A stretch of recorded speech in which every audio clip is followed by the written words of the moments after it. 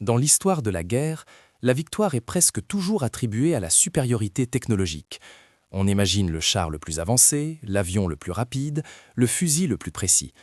Pourtant, à l'automne 1944, au cœur d'un centre d'analyse allemand secret en Normandie, l'arme qui allait véritablement sceller le destin du Troisième Reich n'était pas une merveille d'ingénierie complexe. Ce n'était ni un nouveau blindage, ni un moteur révolutionnaire.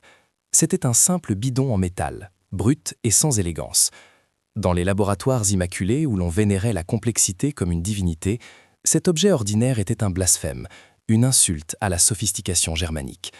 Personne ne pouvait alors imaginer que ce conteneur anodin était porteur d'une logique implacable, destinée à anéantir leur empire de précision. Les ingénieurs qui examinèrent cet objet n'y virent que de la médiocrité, une fabrication grossière, des soudures apparentes, une conception sans finesse. Ce qu'ils ne comprirent pas, c'est que ce bidon n'était pas qu'un simple récipient, il était la clé d'une doctrine industrielle cachée, une philosophie de guerre révolutionnaire qui rendait leur propre sophistication totalement obsolète. Pour comprendre comment cet humble objet a pu démanteler un empire bâti sur l'excellence technique, il faut regarder au-delà de l'arme et plonger dans la psychologie du système qui l'a créé. À la fin de cette histoire, vous découvrirez la faille structurelle qui garantit l'effondrement de tout système, aussi puissant soit-il, lorsqu'il confond la complexité avec la véritable force. Nous sommes en Normandie, dans une usine de mécanique de précision française réquisitionnée par la Wehrmacht. À l'intérieur de ce complexe sécurisé règne une atmosphère de concentration stérile, le son des pièces à coulisses glissant sur le métal, l'odeur de l'huile et des solvants, le silence studieux des hommes en blouse blanche penchés sur des plans. Cette bulle de logique et d'ordre est une forteresse intellectuelle assiégée. Dehors, le monde s'effondre. Les lignes de ravitaillement sont rompues, le front recule inexorablement et le bruit lointain de l'artillerie alliée se rapproche chaque jour. La pression du haut commandement est immense. Il leur faut trouver une solution, un miracle technologique, l'arme secrète ennemie à copier pour inverser le cours d'une guerre déjà perdue. Au sein de ce centre, une doctrine règne en maître absolu, qualitater uber quantitater.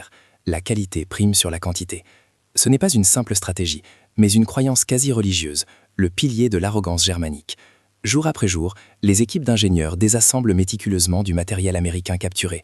Ils comparent un char Sherman à leurs élégants Panther et Tigre, ricanant de ses tolérances de fabrication lâches, de ses soudures grossières, de sa simplicité qu'ils jugent primitive. Leurs rapports, rédigés selon un protocole strict, sont des chefs-d'œuvre de jargon technique qui confirment sans cesse leur propre supériorité.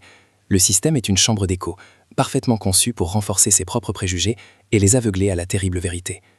Au milieu de ces dogmatiques se trouve Klaus, un ingénieur civil dans la quarantaine, différent des autres.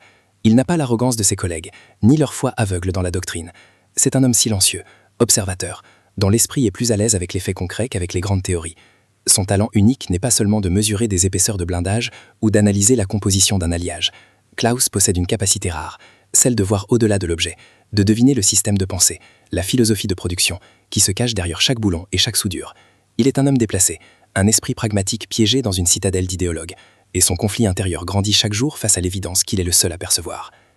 Un matin, une nouvelle livraison de matériel capturé arrive. C'est la routine. Des caisses de bois sont ouvertes, révélant les débris habituels, des pièces de moteur, des fragments de radio, des instruments de visée. Mais au milieu de ce chaos métallique se trouve un lot d'objets apparemment insignifiants, des bidons de carburant américains standards, les fameux jerrycans. L'officier supérieur, l'Oberspächter, les écarte d'un geste dédaigneux, ordonnant à l'équipe de se concentrer sur une nouvelle lunette de visée. Mais Klaus est inexplicablement attiré par l'un des bidons.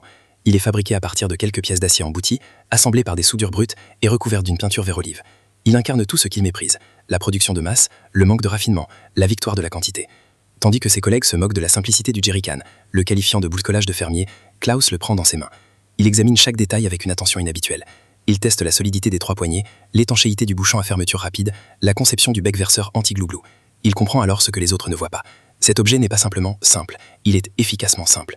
Il n'a pas été conçu pour être admiré dans un laboratoire, mais pour être produit par millions, transporté, empilé et utilisé dans la boue et le froid par des soldats épuisés. Une lueur de doute, profonde et dangereuse, traverse son regard.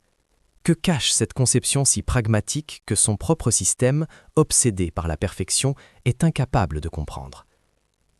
La doctrine de la Qualität über Quantität n'était pas une simple directive, c'était l'air que l'on respirait dans le centre d'analyse.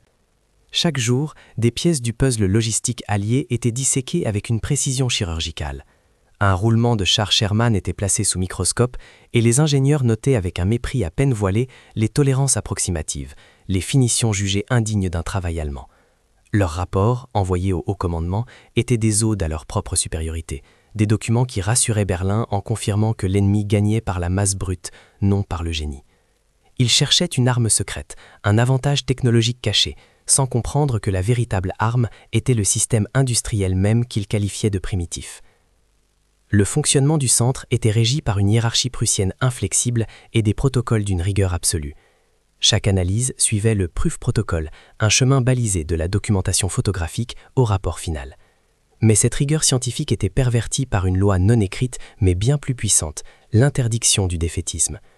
Exprimer des doutes sur la doctrine fondamentale, même sur la base de données irréfutables, était considéré comme un acte de Wehrkraftzsetzung, une trahison passible de la cour martiale. Un ingénieur pouvait critiquer un alliage américain, mais il ne pouvait en aucun cas suggérer que la philosophie de production américaine dans son ensemble était plus efficace que la leur. La vérité était une denrée dangereuse, soumise à la censure idéologique. Au-delà des règles formelles, une culture de l'arrogance intellectuelle s'était installée. Durant les pauses, les conversations tournaient autour de la complexité des engrenages d'un Tigre ou de l'élégance aérodynamique d'un Messerschmitt. La simplicité était une tare, le signe d'un esprit peu développé. Les ingénieurs se livraient à une compétition tacite pour identifier la solution technique la plus complexe, la plus subtile, renforçant mutuellement leur conviction d'appartenir à une élite intellectuelle. Les mauvaises nouvelles du front étaient interprétées comme des défis techniques stimulants et non comme les symptômes d'un effondrement imminent. Le messager d'une vérité dérangeante était systématiquement blâmé, son objectivité confondue avec un manque de patriotisme. Klaus observait ce ballet de l'autocongratulation en silence, se sentant de plus en plus étranger. Le pouvoir réel n'appartenait pas aux hommes en blouse blanche, mais à l'appareil politico-militaire qui lisait leurs rapports. L'Oberstrichter, directeur du site, incarnait ce pouvoir. Il était le gardien du dogme. Devant un rapport soulignant la vitesse de fabrication stupéfiante d'un camion GMC, il balayait la conclusion d'un revers de main. « Concentrez-vous sur la faible durée de vie du moteur », ordonnait-il. « C'est la preuve de leur gaspillage et de leur manque de vision à long terme. » Les décisions du ministère de l'Armement, influencées par figures comme Albert Speer, favorisaient systématiquement les projets d'armes coûteuses et complexes, des merveilles technologiques qui absorbaient des ressources de plus en plus rares, tout en ignorant la leçon brutale qui se déroulait sur le champ de bataille. Malgré les pénuries grandissantes et le bruit de la guerre qui se rapprochait, une illusion de contrôle parfait régnait à l'intérieur du complexe. Les sols des laboratoires brillaient, les instruments de mesure étaient calibrés au micron près, et la discipline militaire imposait un ordre immuable. Cette atmosphère aseptisée était une forteresse psychologique contre le chaos extérieur. Le système semblait solide parce que sa logique interne était parfaitement cohérente. Chaque rapport confirmant la grossièreté des équipements alliés venait renforcer la certitude collective.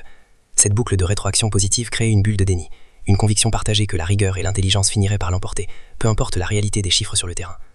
Le point aveugle de ce système était structurel, et Klaus commençait à en prendre la mesure. Ses collègues analysaient le jerrycan comme un objet isolé, mesurant l'épaisseur de sa tôle, la composition de sa penture. Mais Klaus, lui, voyait au-delà. Il voyait les presses gigantesques qui emboutissaient ces tôles par milliers à chaque heure. Il voyait les chaînes de montage où des ouvriers peu qualifiés assemblaient ces bidons avec une efficacité redoutable. Il voyait les navires qui les transportaient par millions à travers l'Atlantique. Ses collègues regardaient le produit fini avec une loupe. Klaus, lui, commençait à percevoir la puissance terrifiante du système de production qui se cachait derrière, un système qu'ils étaient totalement incapables d'évaluer. Cette cécité reposait sur un postulat fondamental jamais remis en question, l'idée que l'ennemi opérait sous les mêmes contraintes de rareté que l'Allemagne. Les ingénieurs ne pouvaient tout simplement pas concevoir un modèle économique où le gaspillage apparent de matériaux était en réalité la preuve d'une abondance quasi infinie. Pour eux, un composant non optimisé était le signe d'une faiblesse, d'une erreur de conception. Ils confondaient la complexité avec l'efficacité, l'optimisation avec la puissance. Ils étaient persuadés que les Américains construisaient des chars simples parce qu'ils ne savaient pas faire autrement, et non parce qu'ils avaient choisi délibérément de sacrifier la perfection d'une seule unité pour la disponibilité de 1000. Le poids de cette orthodoxie était écrasant. Klaus se souvenait de l'ingénieur Schmidt, un homme brillant qui, quelques mois plus tôt, avait osé présenter un rapport suggérant que la standardisation radicale des pièces du moteur Liberty américain était un avantage stratégique majeur. Il n'avait pas été réfuté par des arguments techniques, mais par le silence glacial de ses supérieurs. Une semaine plus tard, sa crédibilité professionnelle était détruite. Qualifié de pessimiste et d'incapable de comprendre les enjeux supérieurs, il avait été discrètement muté sur le front de l'Est. Cette histoire, connue de tous, servait de rappel constant. Au sein du Reich, remettre en question le dogme n'était pas une erreur intellectuelle, c'était un suicide de carrière, voire pire. Alors que ses collègues retournaient à l'analyse d'une nouvelle radio de bord, Klaus resta seul avec le jerrycan. Sur sa table de travail, le bidon cabossé et fonctionnel reposait à côté des plans complexes et élégants d'un nouveau système d'injection pour un moteur de char Panther. D'un côté, un objet conçu pour la victoire, de l'autre, un objet conçu pour la perfection. Il comprit alors avec une clarté terrifiante que l'ensemble de l'édifice stratégique et psychologique de l'Allemagne reposait sur un seul pilier, la croyance que la perfection l'emporterait.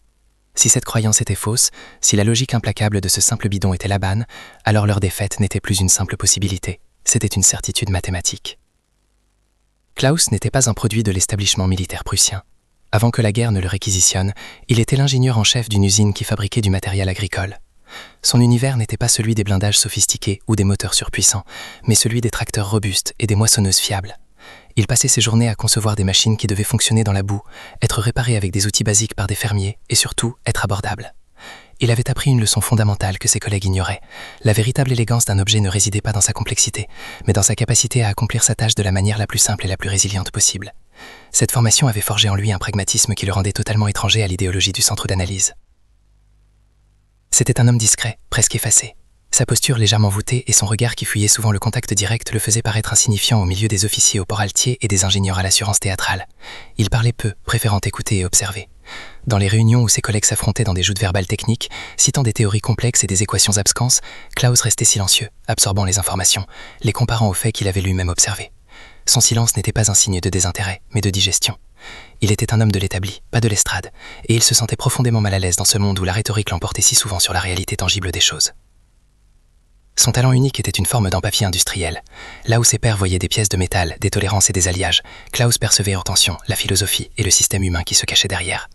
En examinant une simple vis américaine, il pouvait presque sentir les mains de l'ouvrier qui l'avait serré, imaginer la vitesse de la chaîne de montage, comprendre le raisonnement économique qui avait privilégié la rapidité de production sur une finition parfaite. Il ne se contentait pas de déconstruire un objet, il en déconstruisait la genèse.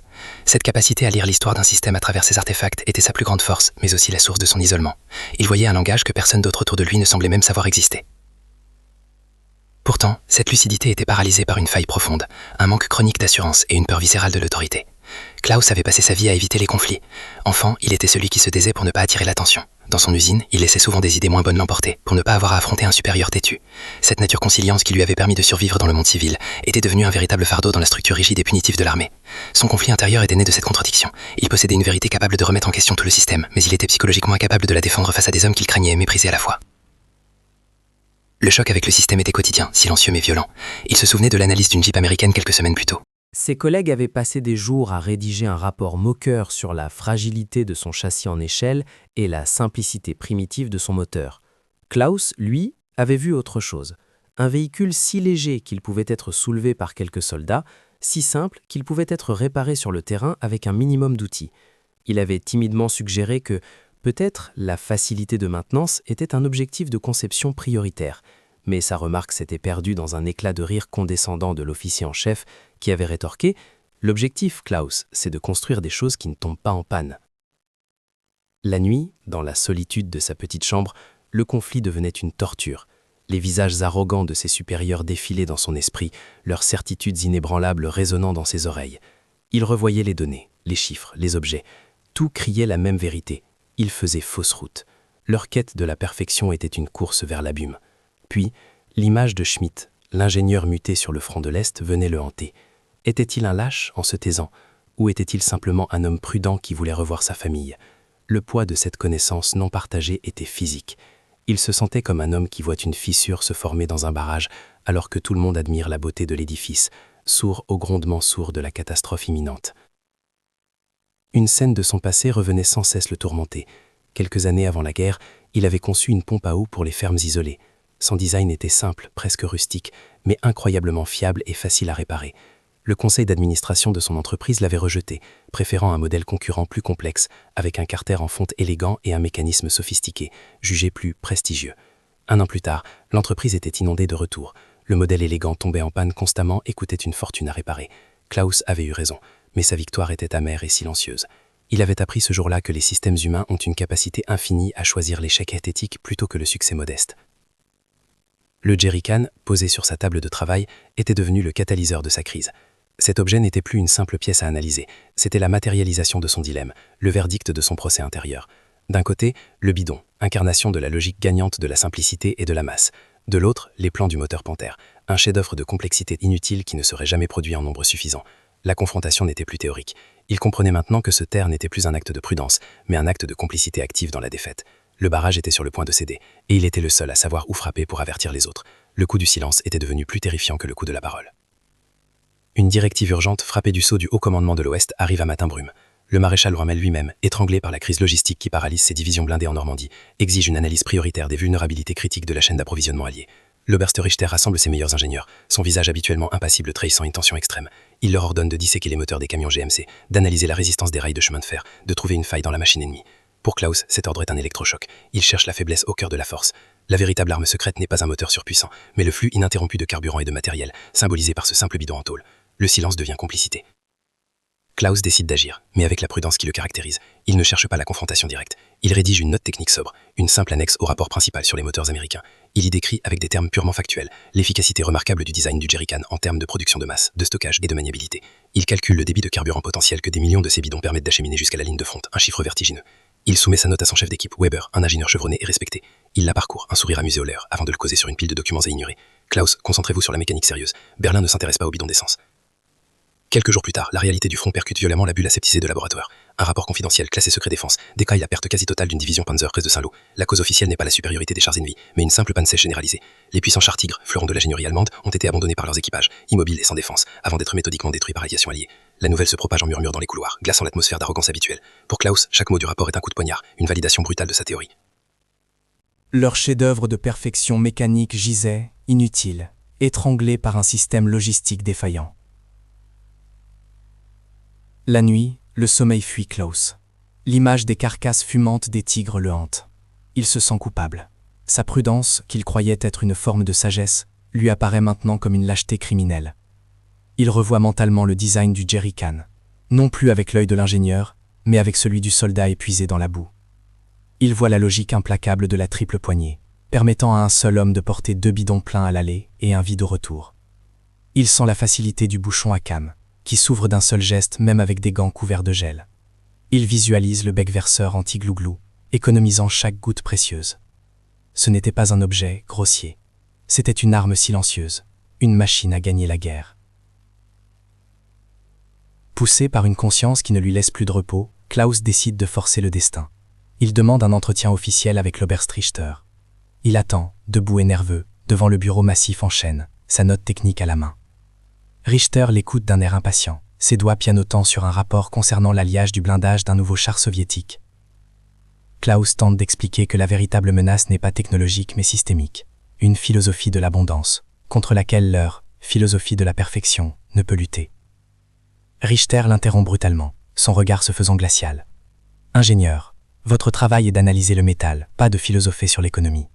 Cette obsession pour un simple récipient devient malsaine. C'est un ordre. Abandonnez ce sujet. » Le lendemain matin, une chape de plomb s'est abattue sur le laboratoire. Ses collègues l'évitent ostensiblement. Weber, son chef d'équipe, ne croise plus son regard. Il comprend que Richter a fait passer le message. Il est devenu un paria. Pendant la pause déjeuner, il surprend une conversation à voix basse entre 2 officiers. Il prononce son nom, suivi du mot « Wehrkraftabsetzung », l'accusation de démoralisation des forces armées, qui a scellé le destin de l'ingénieur Schmidt. Une peur viscérale, froide et paralysante, s'empare de lui. Il réalise que ce n'est plus seulement sa carrière qui est en jeu, mais sa liberté, et peut-être même sa vie. Le système ne se contente pas de rejeter les idées déviantes. Il est conçu pour broyer ceux qui les portent. Isolé, Klaus est relégué à des tâches subalternes, une punition non déclarée mais évidente. On lui confie le catalogage fastidieux de milliers de boulons et de rivets récupérés sur des épaves américaines. C'est dans ce travail humiliant qu'il fait une découverte encore plus terrifiante. Il réalise que des dizaines de véhicules ennemis différents, jeeps, camions, half-tracks, et même certains composants de chars, utilisent les mêmes filetages, les mêmes roulements, les mêmes filtres à huile. La standardisation est poussée à un degré fanatique. Une obsession que les Allemands, avec leurs innombrables variations de modèles, ne peuvent même pas concevoir. Ce n'est pas seulement le jerrycan, c'est tout l'appareil industriel ennemi qui est un système intégré, conçu pour la vitesse et l'interchangeabilité. Un soir, en quittant l'usine, une scène arrête Klaus net. Un convoi de camions Opel Blitz allemands est immobilisé sur le bord de la route. Un d'eux est en panne. Les mécaniciens s'affairent autour du moteur ouvert, leur visage marqué par le désespoir. Ils n'ont pas la bonne pièce de rechange, un simple joint de culasse spécifique à ce modèle, produit dans une usine de Stuttgart probablement déjà réduite en cendres.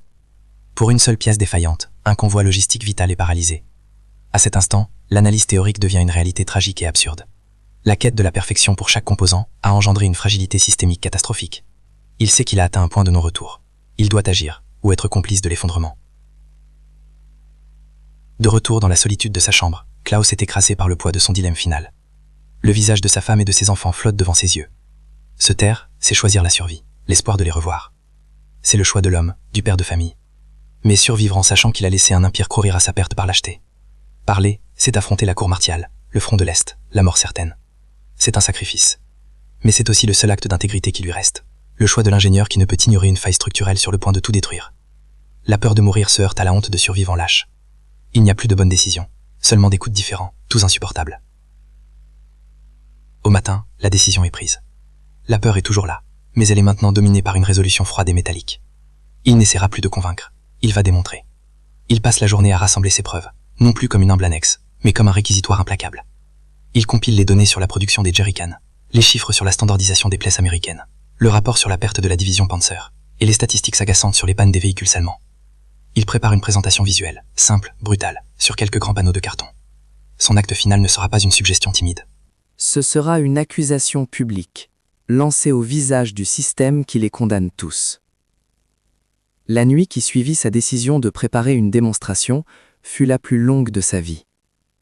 Dans la pénombre de sa chambre, Klaus n'était plus un ingénieur, mais un champ de bataille. D'un côté, le visage de sa femme, le rire de ses enfants, la promesse d'un retour à une vie simple, où le plus grand défi était de réparer un tracteur. C'était l'instinct de survie, une force primale qui lui hurnait de se taire, de se fondre dans le décor, de laisser l'histoire suivre son cours destructeur. De l'autre, les images des chars tigres, chefs-d'œuvre inutiles abandonnés dans les champs normands, leurs équipages morts pour une équation logistique que personne n'avait voulu résoudre. C'était la conscience de l'ingénieur, une voix froide et implacable qui lui rappelait son devoir. On n'ignore pas une faille structurelle qui menace l'édifice entier. Il se souvint de l'homme qu'il avait toujours été, celui qui cédait dans les réunions, qui laissait passer une mauvaise idée pour éviter la confrontation, qui préférait avoir raison en silence plutôt que de se battre. Sa prudence, qu'il avait longtemps considérée comme une forme de sagesse, lui apparut soudain sous son vrai jour, une lâcheté confortable. Le système n'avait pas besoin de briser les hommes comme lui, il lui suffisait de compter sur leur tendance naturelle à l'effacement. Richter et les autres n'étaient pas seulement arrogants, ils étaient les produits d'une culture qui récompensait la certitude et punissait le doute. Pour la première fois de sa vie, Klaus comprit que rester fidèle à lui-même, à sa nature craintive, était la plus grande des trahisons. Pour agir, il devait cesser d'être Klaus. Alors que l'aube filtrait à travers les rideaux occultants, la nature de sa décision changea radicalement. Un rapport, même le plus brillant, même le plus visuel, serait intercepté, enterré, ridiculisé. Tenter de convaincre Richter ou ses pairs était une folie. Ils n'étaient plus capables d'entendre la logique. Leur foi dans le dogme était devenue une armure intellectuelle impénétrable. Ils ne devaient pas argumenter, ils devaient profaner. Ils ne devaient pas présenter, ils devaient interrompre. Sa seule chance n'était pas de gagner un débat, mais de créer une crise, un moment de chaos si public et si embarrassant pour le commandement que la vérité ne pourrait plus être étouffée dans le silence d'un bureau. Son action devait être une attaque chirurgicale contre le rituel même du système. Le plan prit forme dans son esprit, simple et terrifiant. Chaque mercredi matin, l'Oberstrichter tenait une réunion de commandement dans la salle de conférence principale. Il y présentait un résumé des analyses de la semaine à une délégation d'officiers du quartier général régional. C'était le moment le plus sacré du centre, une cérémonie de l'autocongratulation où la supériorité allemande était réaffirmée avec des graphiques et des rapports impeccables.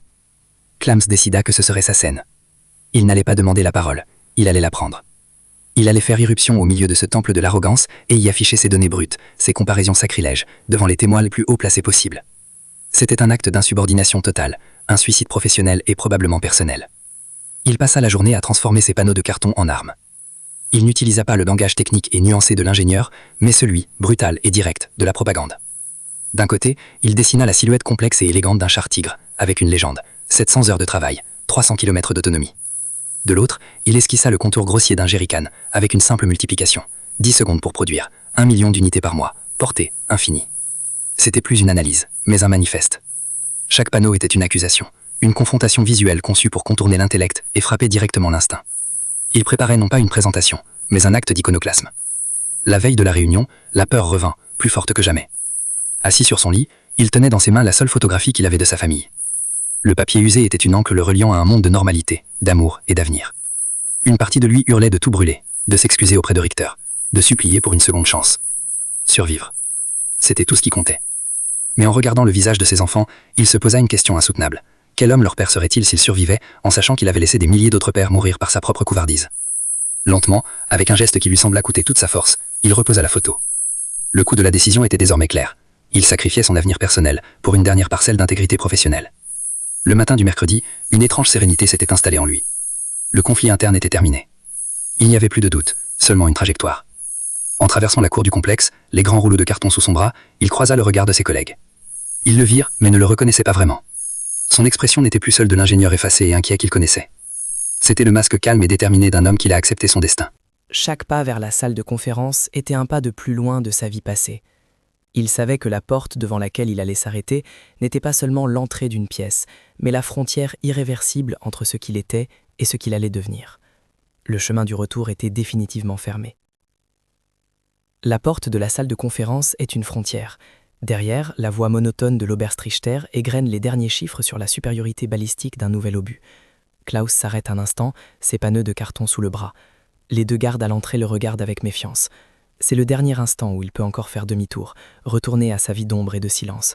Le visage de ses enfants flotte devant ses yeux, un dernier plaidoyer pour la prudence. Il ferme les paupières, inspire profondément, puis les rouvre. Le doute a disparu. D'un mouvement sec et inattendu, il bouscule les gardes et fait irruption dans la pièce. 20 pères dieux, des officiers supérieurs et des ingénieurs en chef se tournent vers lui. Le silence est total, stupéfait. Le visage de Richter passe de la surprise à une fureur glaciale. « Ingénieur Clance, sortez immédiatement !» Ces mots claquent dans le silence pesant. Mais Klaus l'ignore. Il marche d'un pas déterminé vers l'estrade, où un diagramme complexe du système de visée d'un char Panther est projeté. Les officiers le dévisagent, certains avec mépris, d'autres avec une curiosité intriguée. Arrivé au mur, sans un mot, Klaus déroule son premier panneau de carton, le fixant brutalement avec du ruban adhésif par-dessus les plans élégants. Le contraste est une agression visuelle. D'un côté la perfection technique, de l'autre un dessin presque enfantin, une insulte à la cérémonie du savoir qui se déroulait là. L'acte est si audacieux que personne n'ose encore intervenir. Klaus se tourne vers l'assemblée. Sa voix, d'abord tremblante, se raffermit à chaque mot. « Messieurs, vous passez des semaines à chercher l'arme secrète de l'ennemi. Elle est là. » Son doigt ne se pointe pas vers le dessin du char tigre qu'il a esquissé, mais vers la silhouette grossière du jerrycan à côté. « Ceci, dit-il en tapant sur le dessin du char, c'est un chef-d'œuvre qui demande 700 heures de travail spécialisé et qui tombe en panne sèche à 150 km du front.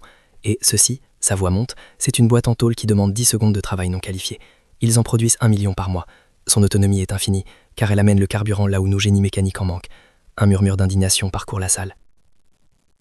Richter hurle au garde de le maîtriser, mais Klaus est déjà en train de dérouler son second panneau, une comparaison brutale entre les chaînes de montage américaines et les ateliers de précision allemands. Vous disséquez l'objet, mais vous refusez de voir le système. Ils ne construisent pas des armes, ils construisent une inondation, une marée d'acier, simple, réparable et inépuisable. Et nous nous noyons en débattant de l'épaisseur du blindage de nos digues. La métaphore frappe juste. Sur le visage de certains jeunes officiers revenus du front, l'arrogance fait place à une lueur de reconnaissance. Ils ont vu cette marée, ils l'ont subie.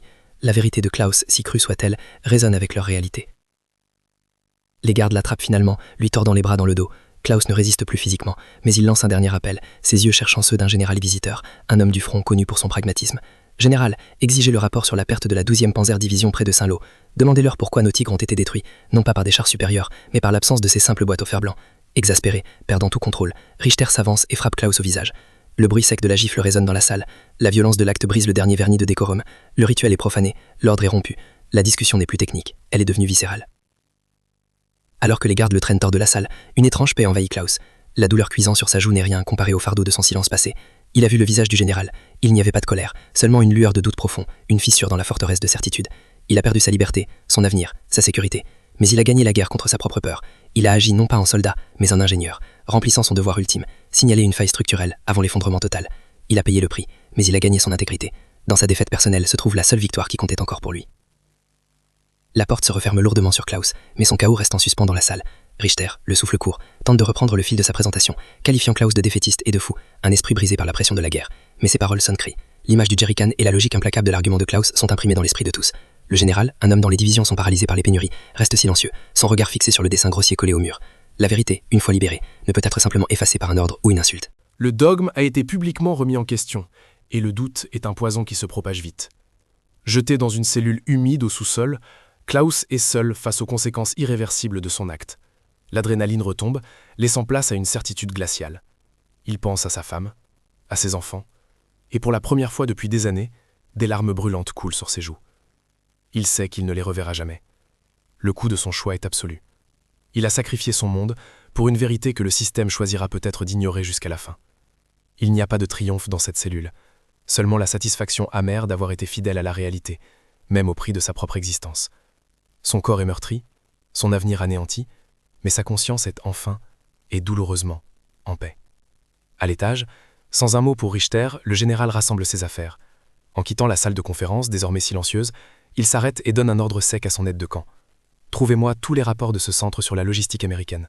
Je ne veux pas les analyses de blindage ou d'armement. Je veux les chiffres sur leur roulement à billes, leur filtre à l'huile, leurs boulons standardisés et leurs bidons de carburant. Tout, immédiatement. » Le système n'a pas encore changé, mais une fissure tectonique vient de s'ouvrir sous ses fondations. Klaus, l'homme brisé dans sa cellule, le traître, vient de déclencher l'effondrement intellectuel de l'arrogance technologique qui condamnait le Reich. La rupture est invisible, mais elle est totale. L'acte d'insubordination de Klaus ne s'est pas terminé par le claquement de la porte de sa cellule. L'ordre du général a court-circuité toute la hiérarchie du centre d'analyse. Une petite équipe, relevant directement de son état-major, a été chargée de réexaminer des mois de rapports mis en obus. Soudain, les notes de bas de page sur les tolérances de fabrication des boulons, les analyses sur la composition des peintures anti-rouille et surtout, les études sur la standardisation logistique sont devenues des documents d'une importance capitale. Les ingénieurs, habitués à traquer le génie dans la complexité, ont été contraints de chercher l'efficacité dans la simplicité.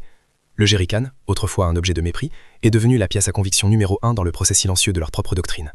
L'impact de cette réévaluation fut lent, souterrain, mais profond. Les conclusions du général, transmises au plus haut niveau du commandement Ouest, ont semé le doute là où régnait autrefois une certitude de fer. Dans les cercles fermés de l'OKW et du ministère de l'Armement, la rhétorique commença à changer. On parlait moins de merveilles technologiques et plus de rationalisation de la production. Des programmes d'urgence, comme le Primitive Programme, furent lancés dans une tentative désespérée de simplifier la conception des chars et des canons, un aveu tacite et tardif que Klaus avait eu raison. La doctrine de la qualitat über quantitat n'a jamais été officiellement reniée, mais elle s'est vidée de sa substance, rongée de l'intérieur par la logique implacable d'un simple bidon en tôle. Klaus, lui, ne fut jamais réhabilité. Le système ne pouvait se permettre de reconnaître la validité d'une vérité qui le condamnait. Officiellement, son dossier fut classé. Insubordination et défaitisme dû à une instabilité mentale. Il fut jugé en cour martiale et condamné. Mais l'intervention discrète du général le sauva du front de l'Est. Il fut transféré dans un entrepôt logistique perdu en Bavière, où il passait le reste de la guerre à inventorier des pièces détachées, un fantôme anonyme dans les archives de l'Empire. Il fut puni par le système qu'il avait tenté de sauver, ignoré par l'histoire qu'il avait infléchie. Sa seule victoire fut d'avoir obéi à sa conscience d'ingénieur, une victoire silencieuse, et payée au prix de sa propre existence. Avec le recul, l'image de ce jerrycan brut posé au milieu d'un laboratoire immaculé prend une signification nouvelle et terrible. C'était pas la confrontation entre un objet simple et un objet complexe. C'était la collision de deux philosophies irréconciliables. La première, celle du jerrycan, valorisait la disponibilité, l'interchangeabilité et la résilience du système. La seconde, celle du char-tigre, vénérait la perfection de l'unité, l'élégance de la solution et le génie de l'individu. Les ingénieurs allemands n'ont pas été vaincus par une technologie supérieure. Ils ont été démantelés par une idée si simple et si pragmatique que la quantité est une qualité en soi, qu'elle était devenue invisible à leurs esprits obsédés par la sophistication. L'histoire de Klaus révèle ainsi une loi structurelle impitoyable. Tout système, qu'il soit militaire, économique ou idéologique, qui devient plus attaché à la défense de ses propres dogmes qu'à l'adaptation à la réalité objective, court à sa propre perte. Lorsque la complexité cesse d'être un outil pour devenir une fait en soi, un symbole de prestige, l'effondrement est déjà enclenché. La véritable force d'un système ne réside pas dans la perfection de ses composants individuels, mais dans la robustesse et la flexibilité de leurs interactions. La machine de guerre allemande était une collection de pièces magnifiques qui formaient un ensemble fragile. La machine alliée était un ensemble de pièces médiocres qui formaient un ensemble indestructible. Cette leçon transcende les champs de bataille de l'histoire. Elle s'applique à l'entreprise qui s'accroche à des processus complexes et prestigieux, alors qu'un concurrent la submerge avec une solution plus simple et plus agile. Elle s'applique aux leaders qui refusent de reconnaître une vérité dérangeante parce qu'elle contredit le mythe sur lequel son autorité est bâtie. La plus grande menace pour une structure dominante n'est jamais son adversaire, mais sa propre arrogance intellectuelle, son incapacité à reconnaître la puissance dévastatrice d'une logique plus simple. Car la véritable supériorité ne consiste pas à construire le meilleur produit, mais à bâtir le système le plus efficace. Et souvent, le chemin vers cette efficacité passe par une simplicité brutale.